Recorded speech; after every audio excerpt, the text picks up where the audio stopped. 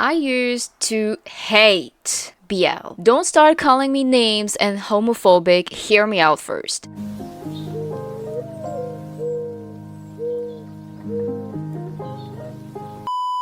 The only times I heard about BL, it was about killing stalking, jinx, or when my friend was talking about a random one with the toxicity dynamic. I used to think that BL is nothing but horny bait with two men in a toxic relationship with no real story. And sometimes it really is that way. Until I read this. Seaside Stranger is a story that takes place on a small island near Okinawa with our main character, Shun. Shun got disowned by his parents for coming out to them on his wedding day. That's an important piece of information for the future, and decided to leave as a complete NEET with his aunt. One day, he meets Mio, a high school student who recently lost his mom and spends his day sitting by the sea in front of Shun's aunt's restaurant. Shun then starts to interact with the young man, with no success at all, but hey, at least he tried. A for attempt. Anyway, they end up getting to know each other until Mio decides to leave the island to become an adult. Now, I know you will tell me, but Pi, isn't that weird that Shun is having views on a 17 years old? It is weird. But we're going to talk about it afterwards. We get a time lapse, and when Mio is 20 years old, he comes back to the island to get together with Shun. Because yes, the moment he comes back, he confesses to him, my man is dedicated. Obviously, Shun sort of rejects him since, surprise, surprise, he's traumatized by some past rejection. He had a crush on his straight friend who ended up rejecting him quite badly, if you want my opinion. With all that as his background, adding to his parent, you can say that he really thinks that he's abnormal for just being human and having feelings. It's heartbreaking to see how he was treated because of who he is and makes me want to hug him so bad. Back to our lovely couple. Mio obviously doesn't give up and ends up making his way through his heart. And yippee! They start dating! Now, you thought it was going to be all fluff and cutesy? Oh no, no, no, no, you got it all wrong, because the absolute worst character is about to appear. I am telling you right now, this character really tested my patience. Sakurako is Shun's childhood friend, and for whatever god knows reason, she comes back to ask Shun to go back to his parents. Now brace yourself, because this is going to be a long ass ride. Sakurako comes to Shun's place to get him back because his father is sick, the same father who disown him for being gay and never talk to him again. The worst is that she has the audacity to get mad when he says that he doesn't want to go back, which is totally valid in my opinion, and almost stabs him? Yeah, she's a total psycho. Thankfully, Mio intervenes, and honestly I expected him to side with his lover, especially after seeing her behavior, but instead he kind of defends her? I get his side though, because Shun ended up using him as an excuse to stay on the island and never see his parents again, but still, Mio, sweetie, don't you think he has been going through enough already? Sakurako storms off and Mio just runs after her. Meanwhile, Shun is seen as the villain when in reality man is just trying to live his life peacefully where people will accept him for who he is. Mio and Sakurako end up having good talk and bonding time and sort things out.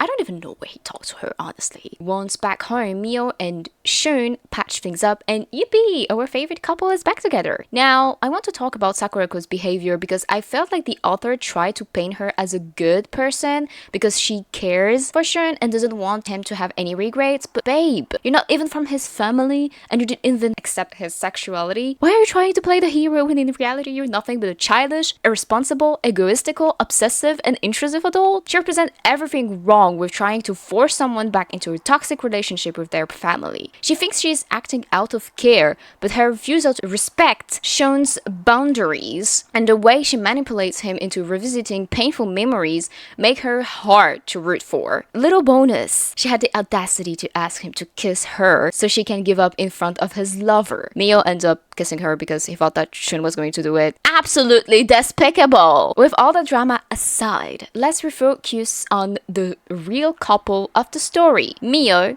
and Shun. Now, of course, this created some conflict between our true pretty man, thanks to a certain person, and Mio ends up slapping Shun for it. Don't get me wrong, I love Mio, but why would he be violent when he's the one who misunderstood Shun's action and jumped into a conclusion without asking him? I get that emotions were running high, but Mio slapping Shun was not okay. Violence, even in a hit moment, shouldn't be used to solve misunderstandings. It was a big misstep, and it added unnecessary tension to an already complicated situation. The manga might have portrayed this to highlight the impact of an unresolved conflict, but it left me feeling unsettled. Still, guess what the author did? Once again, Shun's the villain. He doesn't understand Mio's feelings. He's such a selfish man for always making Mio cry, and the list goes on. I don't take anyone's side, and I believe Shun should have rejected her directly, but men didn't even get the chance to do so and ended up getting slapped without an explanation. Worst is that he will later explain that he wasn't even going to fulfill her request.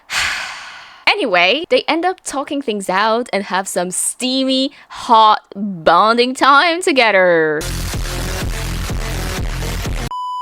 At the end, they decide to go back together to Shun's parent, which I believe was the best decision. Now, let's get into the analysis, or more like the part where I give you my opinion that you probably don't care about, but I'm going to give it anyway. It pains me to see how Shun was treated by the people who were supposed to love him.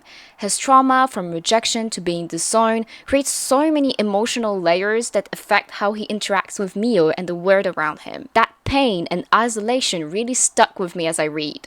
He isn't perfect, and I feel like he's putting himself through so much pressure because of his past experiences, but he's also willing to try and open up to Mio and make the relationship work. I like the dynamic between the two of them. It feels very realistic and shows the struggle queer people have to go through because of how society is made, especially in Japan, which I believe is less open about these topics like America and such. Okay, let's talk about Mio and Shun's relationship when Mio was still a minor. Now, I know this is a touchy subject, and I totally get why some people might find it uncomfortable.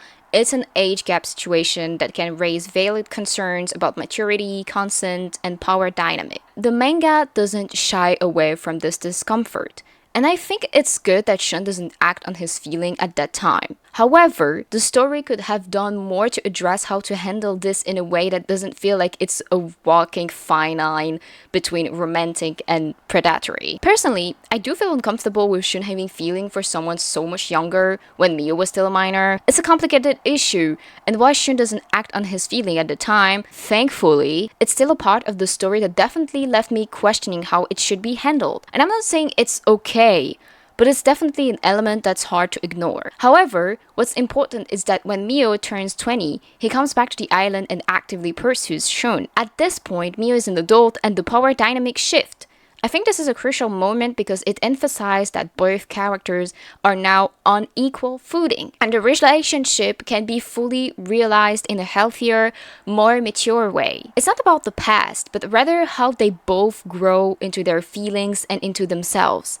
In many BL stories, you'll find these age gap dynamic because they're part of a certain fantasy or theme, but it's important to critically assess how these relationships are portrayed. It's something that can be tricky to navigate, and I think Seaside Stranger does take steps to make sure things don't cross into uncomfortable territory by having Shun not act on his feelings while Mio is still underage. But it's still something worth discussing. There are definitely other ways the story could have addressed it. The manga does a delicate job of keeping the emotional stakes intact, but it's an issue that requires careful consideration. In the end, what makes Seaside Stranger so impactful is how it tackles complex emotions, love, acceptance, and the deep scars that come with being rejected by those closest to you. It doesn't shy away from difficult topics, and despite its flaws, it gives off hope for growth and healing. Whether you're here for the romance or the raw emotional journey, there is something powerful in seeing these characters fight for love and acceptance. It is a refreshing take on love and healing in the LGBTQ+ community, and I'm eagerly awaiting what comes next. I already read the 6th volume, and I'm waiting like an excited kid at Christmas night to open the presents for an update. If you don't want or have the attention span of a Gen Alpha kid, You can watch the film, which pretty much covers the whole volume. It's less than an hour, so you don't have any excuses. Yes, I've only covered the first volume, so if you want me to do more in-depth videos about this manga or cover more volumes in the future, please let me know in the comments. Also, feel free to tell me your own opinion about it. If you like this video, make sure to like and subscribe, and tell me in the comments if you want to have more videos like these about other manga. Thank you so much for staying until the end. Anyways, that's it for today. See you in the next video! I hope Sakurako burns in hell.